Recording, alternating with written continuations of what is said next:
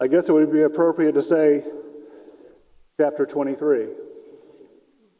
I preface it by a word from the Worship Bible, New International Version. It says, "I praise you, Lord, for the incredible value you place on sinners. You do not passively wait for us to come to you. You actively, passionately seek us out of our wanderings and hiding places. Your pursuit is relentless. 9 out of 10 is not good enough for you. 99 out of 100 is still unacceptable. You're not willing that any should perish."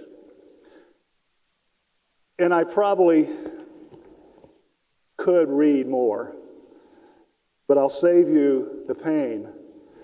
I'll save you the pain that I endured last Wednesday. It was, in my opinion, unacceptable. It was unplanned by me, of course. But today I see as a Thursday, and we are in historical fashion taking up the gubernatorial appointments as we typically do. I don't know of any other exceptions. There might have been, but I'm not aware of them.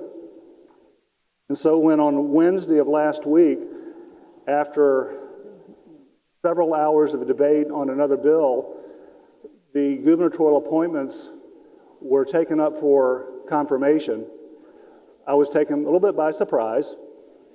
And of course, we know the end result of that.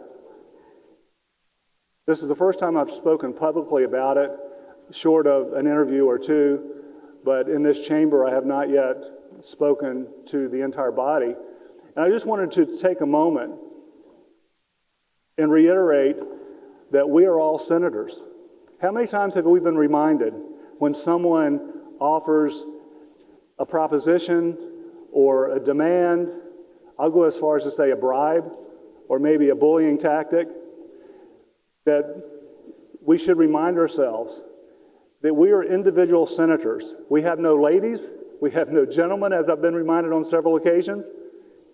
We all have authority to act and speak for our constituents. Our constituents are depending upon us to do so. Now, I admit this last week was an unusual one, but I also want to remind you, since there is a larger number of senators in the chamber now, and I hope others are listening, and for all those in the gallery, if you're here, I hope this is something that you will pay attention to as well, that we have a respect that is offered to individual senators who might have an individual or maybe even a collective objection to one individual who might be up for confirmation by the Senate. And in my past history and knowledge and my experience, I have found that it only takes one senator to speak in private to quash a confirmation. It's not done in order to punish the individual necessarily, but there are multiple reasons perhaps that someone might not approve. So, thinking that I was a senator, I took the opportunity several weeks, maybe even a month before, to make my wishes known. And of course, that was not well taken. And you know the result, I was forced, well, no, not forced. Maybe it was a challenge that if I was going to have my will attended to and my word taken as we're going to honor you as a senator, I had only one option, either to let it go or to stand.